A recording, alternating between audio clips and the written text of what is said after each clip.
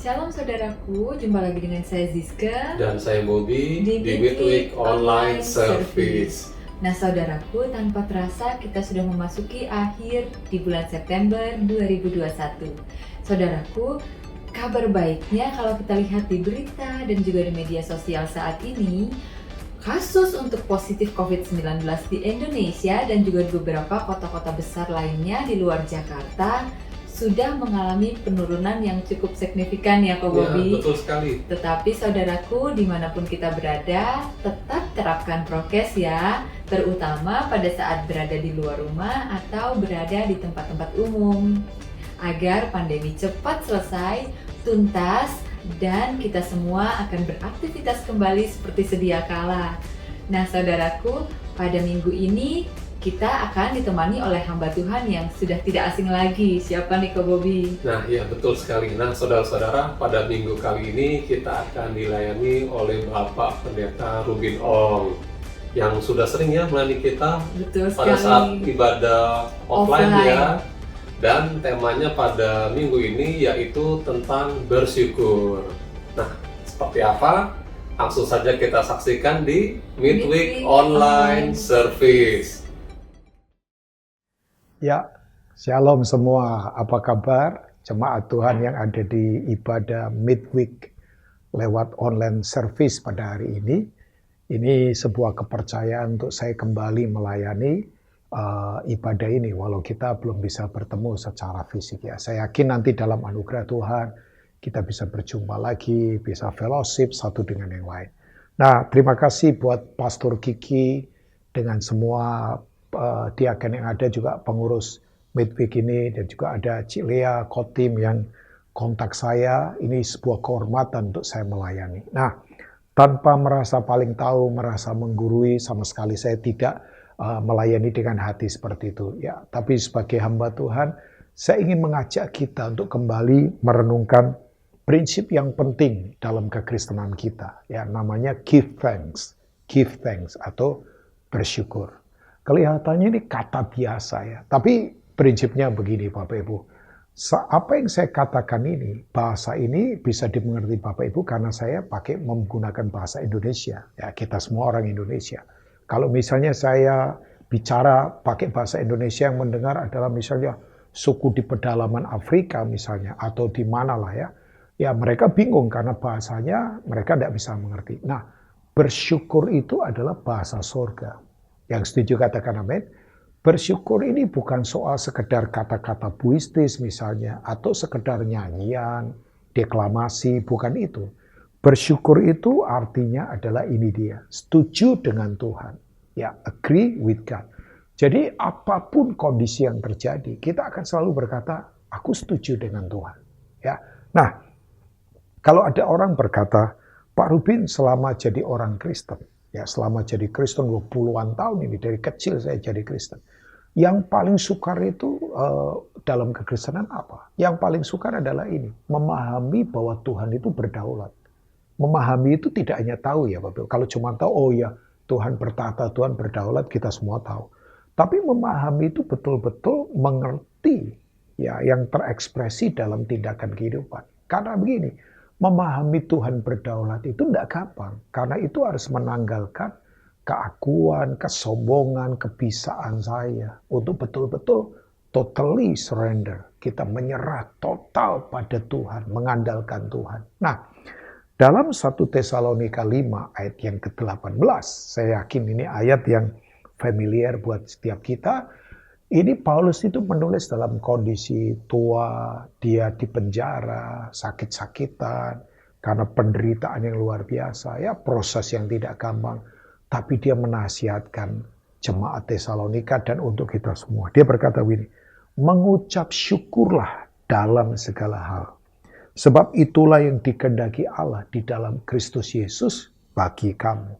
Ya, jemaat yang ada di midweek online service berkata, amin. Nah, dia berkata mengucap syukurlah karena ini yang dikehendaki oleh Tuhan. Sesuatu yang dikehendaki oleh Tuhan itu ilahi. Itu hal yang sangat penting sekali. Yang percaya katakan amin. Jadi kalau mengucap syukur itu dikehendaki oleh Tuhan, berarti ada nilai-nilai ilahi, ada nilai-nilai yang berkualitas, ada nilai-nilai kekekalan yang memang ada di dalam mengucap syukur. Ya, Bapak Ibu semua. Nah, saya akan coba sampaikan beberapa hal tentang mengucap syukur ini. Kenapa sih kok ini sampai dikehendaki Tuhan? Jadi penting sekali kan, penting sekali kan. Nah, sebab yang pertama adalah ini dia. Mengucap syukur itu akan membuat kita, nah ini dia, memiliki kompas yang kuat dalam kehidupan kita, insight. Ya, kompas yang kuat. Kita tahu ya, kompas itu fungsinya adalah untuk menuntun kita supaya kita tidak tersesat dalam kehidupan. Sebab sekarang ini kan tiap hari kita harus memutuskan bagaimana, ambil keputusan apa di bisnis, buat anak-anak, buat keluarga, buat kesehatan.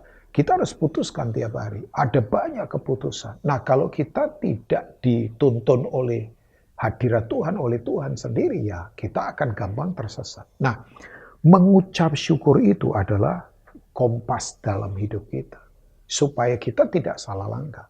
Makanya kalau Bapak Ibu melihat di di Kejadian pasal 13, waktu itu kan kita tahu ceritanya ya. Saya tidak usah baca, Bapak Ibu bisa lihat di sana. Waktu terjadi pertengkaran antara gembala-gembalanya Abraham dengan gembala-gembalanya Lot karena ternak mereka terlalu banyak, lahannya terbatas. Jadi Abraham berkata, waktu itu namanya Abraham, dia berkata sama Lot, Lot, sekarang kamu putuskan, kalau kamu ke kiri aku ke kanan, tapi kalau kamu ke depan aku ke belakang ini. Abraham itu memberi pilihan yang pertama pada Lot. Nah, Alkitab berkata, Lot itu melihat lembah Yordan sangat subur. Ya, kelihatannya. Dia putuskan itu. Nah, waktu dia kemudian pilih lembah Yordan yang subur itu, kan berarti Abraham tidak punya pilihan lain yang lebih baik. Tapi kan kuncinya begini, yang penting Tuhan pilihkan buat dia. Dia punya kompas di dalam. Ya, tandanya apa? Ya tadi saya katakan, dia tidak serakah. Dia tidak pengen menang-menangan gitu, enggak. Dia kasih kebebasan dulu pada Lot. Itu kan hukum mengutamakan orang lain lebih dari dirinya kan. Dia berkata, Lot kamu pilih dulu. Wah, even dia lebih tua kan. Karena dia adalah omnya kan. Jadi sebetulnya ya harusnya Lot berkata, om dululah yang memilih. Kan om lebih senior dari saya. Saya masih muda, masih kuat. Harusnya kan kalau Lot itu tahu tata krama harusnya begitu. Tapi Lot ternyata kurang etika di sisi itu kan. Harusnya kan jangan om dulu yang pilih dong. Om lebih senior. Om lebih usia lebih senior dari saya kan. Tapi kemudian waktu Lot memilih itu kan kelihatannya Abraham tidak punya pilihan lagi yang lain. Kelihatannya sudah habis yang terbaik. Tapi enggak kan. Waktu kemudian Lot memilih lembah Yordan yang kelihatannya hijau secara manusia. Ternyata dia salah karena ternyata dia ada di daerah Sodom Gomora. Bapak Ibu tahu itu ya. Kemudian terjadi penghancuran karena kejahatannya Sodom Gomora. Nah, Tuhan kemudian berkata, Abraham sekarang pandanglah ke sekelilingmu. Ya, pandanglah sejauh-jauhnya. Sebab tanah di mana engkau melihat itu aku akan berikan kepadamu. Jadi begini, Abraham punya kompas dari dalam. Karena Abraham itu orang yang gampang bersyukur. Ya, setuju dengan Tuhan, coba bayangkan. Tuhan suruh keluar dari kenyamanannya Ur Kasdim. Ur Kasdim itu waktu itu kan daerah Sinear, itu metropolis, daerahnya Babel itu. Tapi penyembahan berhalanya luar biasa. Abraham keluar, tinggalkan semuanya, kenyamanannya. Dia tidak tahu negeri yang akan dia tuju. Ibrani 11 berkata, dia tidak tahu kemana negeri itu kan. Ya kan, dia kemudian selalu memprioritaskan orang lain. Bahkan waktu nanti Lot ditawan pun dia kerahkan 318 orang-orang yang dididik di rumahnya untuk membebaskan Lot dengan keluarganya. Jadi orang ini selalu setuju dengan Tuhan. Makanya memang berbeda ya Bapak Ibu semua. Jadi itu dia. Kalau kita ini punya kompas di dalam lain. Kondisi di luar boleh susah. Ya, kondisi sekarang ini kalau kita tidak punya kompas di dalam Bapak Ibu. Tidak selalu setuju dengan Tuhan. Berkata Tuhan aku setuju kok. Setuju selalu dengan firman-Mu. Aku mau setuju. Kalau firman-Mu berkata mengampuni aku mengampuni. Memberi aku akan memberi walaupun di tengah kesukaran. Itu kompas itu yang ada di dalam. Yang membuat kita terterangi dari dalam kita Bapak Ibu. Misal saya kasih contoh ya. Bapak Ibu kalau melihat Yusuf. Ya jelas Yusuf itu ya itu keturunannya Abraham juga kan. Dari Abraham lahir Ishak, Ishak lahir Yakub. Yakub kemudian melahirkan Yusuf. Jadi cicitnya Abraham kan Yusuf. Yusuf itu kan menurut saya itu orang luar biasa. Bapak Ibu kalau lihat kitab Kejadian, pasal paling banyak ditulis itu tentang Yusuf. Memang orang ini spesial, ya. Tapi yang memang yang jadi nanti keturunannya yang menurunkan Yesus secara manusia Yehuda, bukan Yusuf, ya. Tapi Yusuf ini luar biasa. Nah, Yusuf itu kan kita tahu ya, menggenapi rencana Tuhan. Makanya dalam kita coba lihat Kejadian 50 ayat 20. Ya, saya suka kata-katanya Yusuf ini ya. Coba. Yusuf itu luar biasa loh Bapak Ibu. Kejadian 50 ayat 20. Dia berkata begini, memang kamu telah mereka-rekakan yang jahat terhadap aku. Semua kondisi sekarang jahat kan. Sepertinya setan sedang mereka-rekakan supaya terjadi kematian, kebinasaan, ketakutan, intimidasi. It's okay. Alkitab berkata, tetapi Allah telah mereka-rekakannya untuk kebaikan. Dengan maksud melakukan seperti yang terjadi sekarang ini, ya ini memelihara hidup suatu bangsa yang besar. Jadi ada tujuan ilahi. Coba bayangkan. Ini yang berkata begini siapa? Orang yang kesukarannya luar biasa. Prosesnya tidak gampang. Makanya saya katakan ya, kondisi sekarang ini akan memunculkan mana yang gampang bersyukur dan gampang ngomel. Ya, ini kayak di padang gurun seperti Israel melakukan perjalanan di padang gurun mau ke Kanaan. Kan banyak yang ngomel. Jutaan mati. Yang keluar dari tanah Mesir itu mati. Hanya 2 yang masuk yaitu Yosua dan Kaleb. Yang lain itu yang masuk adalah keturunan yang lahir di padang gurun. Kenapa mati? Kalau kita melihat di kitab 1 Korintus pasal yang ke 10 Bapak Ibu ya. Bapak Ibu bisa lihat di ya itu ada di kalau nggak salah di 1 Korintus pasal ya 1 Korintus 10 ayat 10. Salah satu dosa dari orang Israel adalah ngomel bersungut-sungut. Bersungut-sungut itu ngomel itu. Itu tidak bersyukur. Makanya padang gurun itu akan menunjukkan secara valid ya secara valid tidak terbantahkan mana yang bersyukur dan mana yang ngomel. Ngomel itu kenapa? Karena apa yang diharapkan tidak terjadi. Orang ngomel kan begitu ya. Karena apa yang aku harapkan tidak terjadi. Padahal kalau tahu diri siapa kita ini? Kita bukan Tuhan kok. Kan Tuhan tetap berdaulat. Makanya tadi saya katakan, memahami Tuhan berdaulat itu tidak gampang. Karena harus menanggalkan keakuan, kesombongan. Saya berharap jemaat yang ada di midweek ini adalah jemaat-jemaat yang gampang bersyukur. Nah yang luar biasa dari Yusuf begini Bapak Ibu. Yusuf itu menangisnya kapan? Kan menangis itu identik dengan kesedihan ya. Menangis itu identik dengan seperti kayak kelemahan gitu ya. Walaupun sebetulnya enggak juga kan. Ada orang-orang yang menangis karena bersyukur. Ada orang-orang yang menangis karena sungguh sadar kasih Tuhan terlalu besar kan. Nah Bapak Ibu, Yusuf itu menangis kapan? Waktu dia jadi penguasa hebat di Mesir. Dia jadi orang nomor 2-nya di Mesir kan. Meterainya Firaun ada pada dia. Jadi keputusannya dia keputusan Firaun. Coba bayangkan. Seorang budak tadinya. Ya, makanya saya suka berkata kalau ada mantan narapidana jadi perdana menteri ya Yusuf. Sementara sekarang banyak perdana menteri jadi narapidana. Kalau Yusuf itu mantan narapidana jadi perdana menteri. Hebat ya, luar biasa ya. Nah, Bapak Ibu yang kita lihat di Alkitab, waktu Yusuf dibuang ke sumur tidak menangis. Itu kan penghinaan banget, dibuang ke sumur, bayangkan.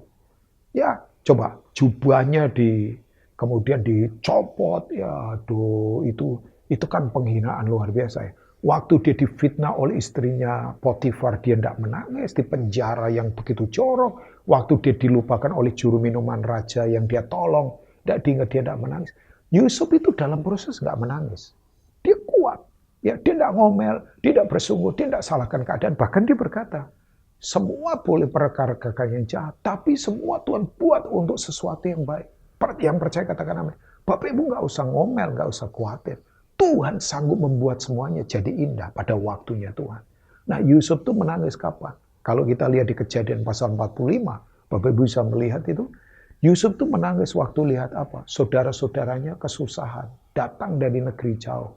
Ya, walaupun mereka tadinya itu nggak suka sama dia. Lihat saudara-saudaranya lapar. Lihat saudara-saudaranya susah. Nah harusnya begitu. Orang itu kalau lagi hebat, kaya, sukses, pemimpin, sukalah menangis. Menangis penuh belas kasihan. Menolong orang lain yang susah. Dalam proses nggak usah menangis. Sayang kebalik sekarang ya.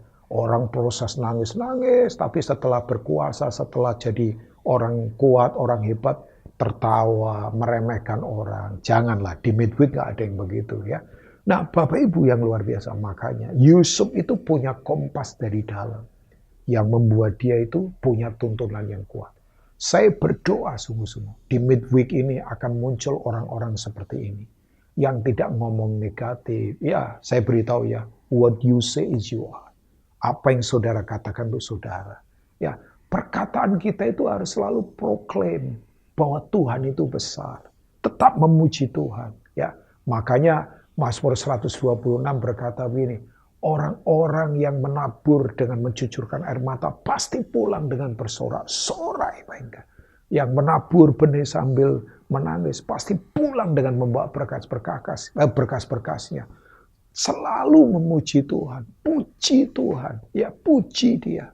Karena pujian kita mempengaruhi atmosfer kita. Katakan Tuhan baik, Tuhan besar, Tuhan hebat, Tuhan tak terkalahkan, Tuhan dahsyat, Tuhan luar biasa, Tuhan jaya, Tuhan tangguh, Tuhan dikdaya. Ya. Wah, saya meluap dengan kata-kata ini. Karena betul, itu membuat kita berbeda. Kita punya opposite spirit, roh yang berbeda dari dunia ini. Yang setuju katakan amin. Ya, saya dorong Bapak Ibu. Jangan ngomel, jangan marah, jangan kecewa, jangan salahkan keadaan. Respon selalu benar. Karena Tuhan tetap pegang kendali. Manusia mau bikin apa? Dunia mau bikin apa? Tuhan tetap berdaulat. Mazmur berkata bangsa-bangsa rusuh. Ya kerajaan-kerajaan ribut. Mereka mau melawan Tuhan dan yang diurapinya.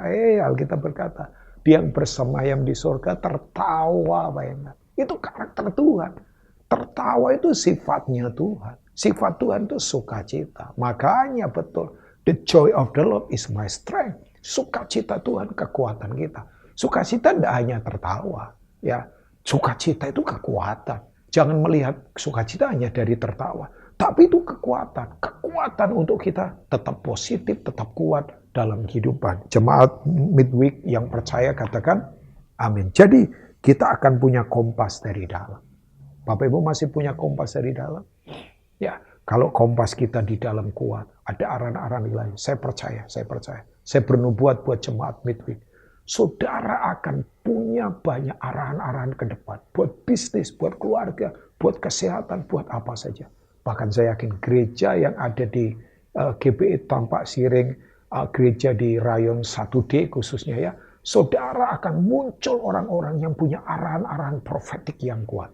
Yang akan mengarahkan banyak orang datang pada terang Tuhan.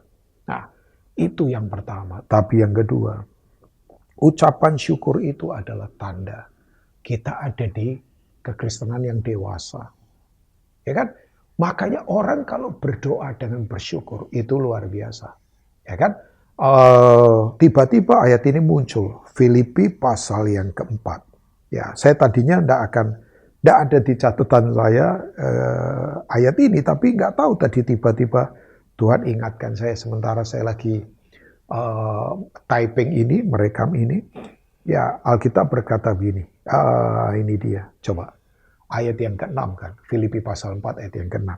Janganlah hendaknya kamu khawatir tentang apapun juga. Jadi khawatir itu jangan. Jangan itu nggak boleh ya.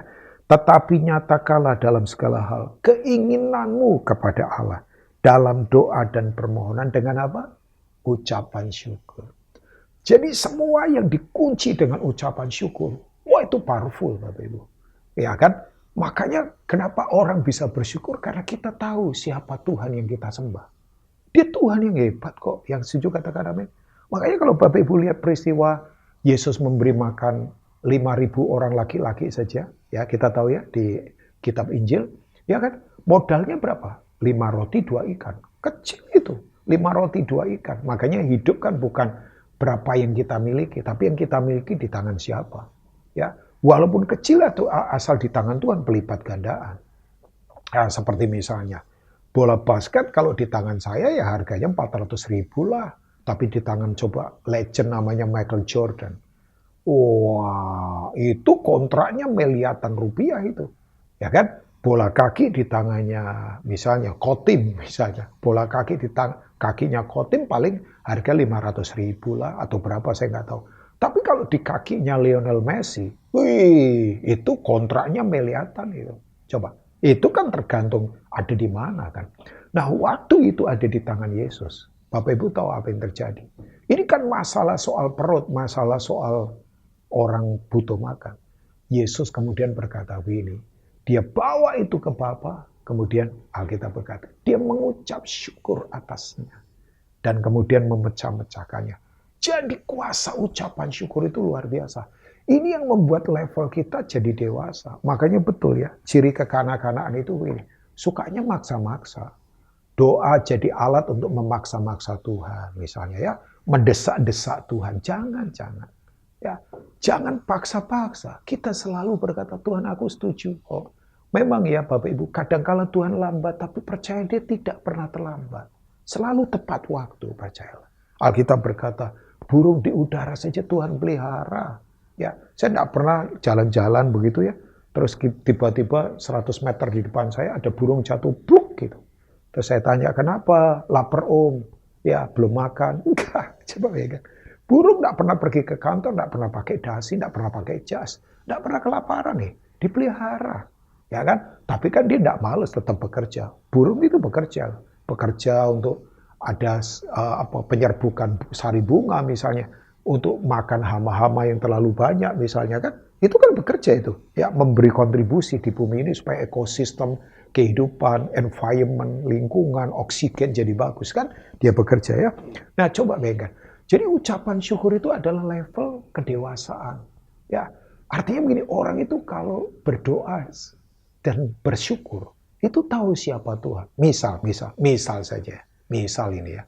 Saya satu kali misalnya diajak salah satu pengurus lah dari Midweek misalnya Pak Reza ya, atau siapalah atau Khotib misalnya. Dikatakan begini, Pak Rubin yuk kapan-kapan kita makan ya. Makan di restoran mana gitu. Ya, kapan-kapan kita makan. Saya langsung berkata, thank you. Padahal belum makan loh. Kenapa saya yakin sambil sukacita loh? Thank you. Karena begini, saya kenal yang mengajak. Ya, orang-orang yang tadi saya sebut, saya kenal yang mengajak. Dan mereka punya kemampuan untuk mentraktir saya. Ya, jadi kalau kita kenal bahwa Tuhan itu, nah ini dia.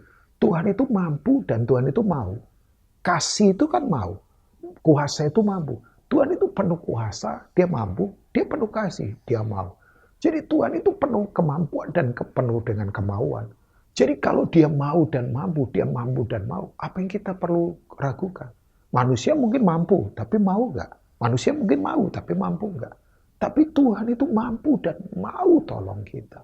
Coba, kalau kita mengerti ini Bapak Ibu, ya makanya betul. Pengenalan akan Tuhan harus terus dibangun. Kita kenal siapa dia. Kalau saya bilang kenal, nggak cuma tahu ya. Makanya bahasa pengenalan akan Tuhan kan itu ditulis dengan kata itu tuh yadah. Itu seperti hubungan suami istri yang sangat intim. Oke. Ada Mazmur dari Bani Korah. Bapak Ibu tahu ya, arti nama Korah itu botak, gundul. Gundul. Ya, Korah memang pernah mengalami pemberontakan di zamannya Musa kan, pemberontakan Korah. Tapi dalam perjalanan mereka bertobat dan kemudian itu mereka punya pelayanan adalah menjaga pintu-pintu bait Allah. Oh, kelihatannya pelayanan sederhana, tapi enggak. Itu pelayanan menjaga pintu itu kan supaya tidak masuk binatang kotor, kenajisan, atau musuh ke bait Allah. Jadi mereka betul-betul ada di frontline service, ada di pelayanan garis depan itu. Ya, nah dalam Mazmur 46 ayat yang ke-11, ya Alkitab berkata begini, ya. Be still and know that I am God. Ya, diamlah dan ketahuilah, akulah Allah. Aku ditinggikan di antara bangsa-bangsa, ditinggikan di bumi. Wow, kalau kita membaca Mazmur 84, ini Mazmurnya Bani Korah lagi. Ya, Mazmur Bani Korah. Kita kan suka itu tuh ayat 11 kan. Lebih baik 1 hari di pelataran Allah daripada 1000 hari di tempat lain kan. Wah, itu ayat itu jadi lagu kan. Lebih baik 1 hari di pelataranmu daripada 1000 hari di tempat lain. Kita diberkati dengan lagu itu. Tapi saya ingin membaca ayat yang ayat yang ke-5 kali ya. Ya, ini dia. Ayat 5 sampai ayat yang ke-7 atau ayat yang ke-8. Luar biasa. Berbahagialah orang-orang yang diam di rumahmu. Itu keintiman pengenalan akan Tuhan. Yang terus-menerus apa? Memuji Engkau, tidak ngomel. Selah. Berbahagialah manusia yang kekuatannya di dalam Engkau, yang berhasrat mengadakan ziarah. Apabila, coba lihat, mereka melintasi lembah baka, lembah proses seperti sekarang, lembah kesusahan. Mereka membuatnya menjadi tempat yang bermata air, bayangkan. Tempat air mata jadi mata air. Ya, bahkan hujan pada awal musim menyelubunginya dengan berkat. Kalau Alkitab bicara hujan, bicara apa? Lawatan Tuhan.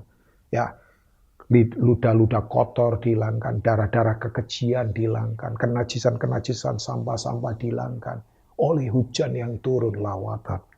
Mereka berjalan makin lama makin kuat, hendak menghadap Allah di Sion. Bayangkan, makin lama makin kuat. Di dunia orang makin lama makin turun, makin lama makin tawar, makin lama makin dingin, makin lama makin kacau, makin lama makin tidak ada kepastian. Tapi saya beritahu hanya di dalam Tuhan. Tuhanlah yang membuat kita punya kepastian yang pasti di tengah situasi yang tidak pasti. Saya ulangi, Tuhan yang membuat kepastian yang pasti di tengah situasi yang tidak pasti.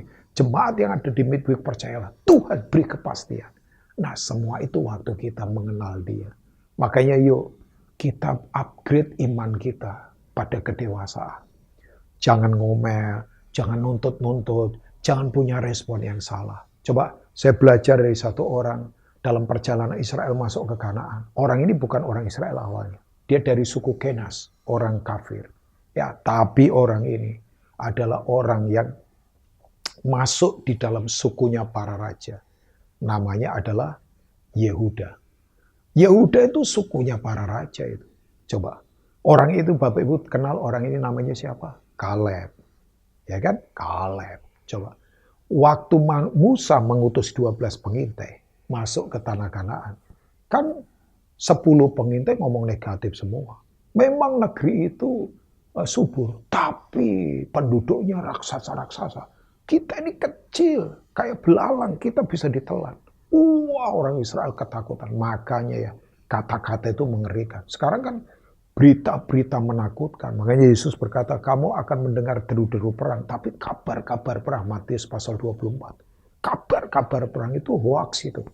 Wah, negatif, orang ketakutan. Tapi dua orang ini, Yosua, Kaleb. Saya fokus ke Kaleb. Yosua, dia adalah warrior, dia petebur. Kaleb berkata begini, memang dia ngomong logika. Penduduk negeri itu besar-besar. Tanahnya subur. Tapi tidak usah takut. Tuhan telah menyerahkan mereka pada kita. Wah, itu pandangan kegagalan itu. Perkataannya positif. Kita akan telan mereka. Bayangkan. Coba. Wah, dia mau dilempari batu. Tapi orang ini kekeh. Bapak Ibu tahu. Kaleb itu arti namanya kan gak enak. Arti namanya anjing sebetulnya. Tapi itu kan kita kalau ingat itu berarti ingat peristiwa seperti wanita Sirene Venesia, wanita Kanaan yang datang dan Yesus berkata tidak layak memberi roti pada seekor anjing. Tapi dia berkata kan boleh anjing makan remah-remah yang jatuh dari meja tuanya. Ibu imanmu besar. Itu kan bahasa penyembahan, proskuneo kan. Seperti anjing menjilat tangan tuannya, kerendahan hati itu. Makanya Kaleb ini Bapak Ibu. Ya, di Yosua pasal 14 Bapak Ibu bisa baca. Dia berkata sama Yosua, Yosua 40 tahun yang lalu kan. 40 tahun yang lalu kita dengar firman ini. Nah, sekarang usia saya sudah 85 tahun. Tapi aku ini masih tetap kuat. Bayangkan.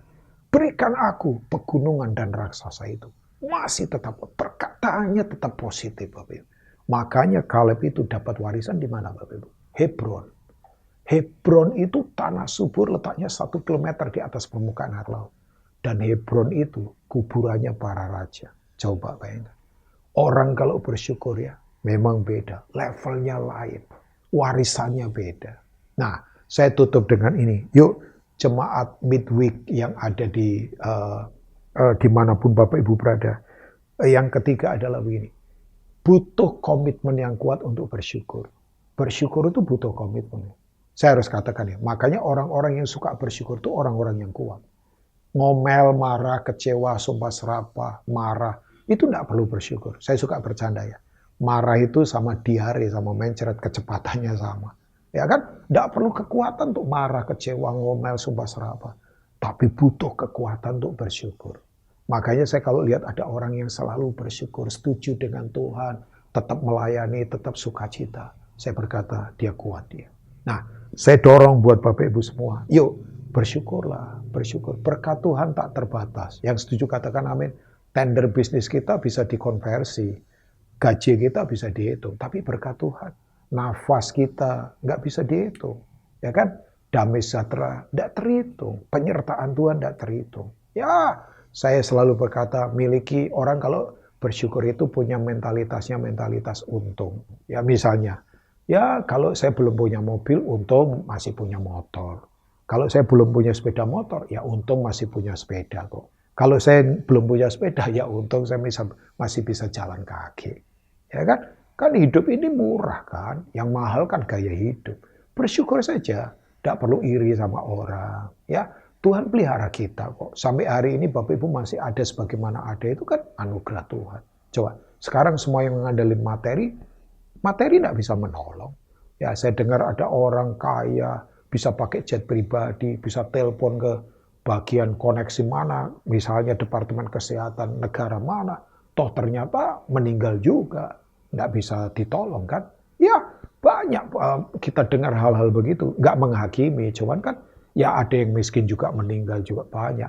Tapi artinya kan ya semua hal materi, semua yang di dunia nggak bisa menolong kita. Tapi Tuhan sanggup menolong kita. Makanya kalau ada yang lagi susah hari ini, yuk naikkan syukur, ya kan? Nyanyikan lagu, ya lagu lama yang kita sering nyanyikan. Ku naikkan syukur padamu Yesus, ku sembah sujud kepadamu Tuhan. Naikkan syukur, setuju dengan Tuhan. Tuhan berdaulat, Tuhan tak terbatas. Jemaat midweek, yuk kita tetap bersyukur. Orang bersyukur butuh kekuatan. Tuhan memberkati Bapak Ibu semua. Izinkan saya berdoa sebentar buat kita semua.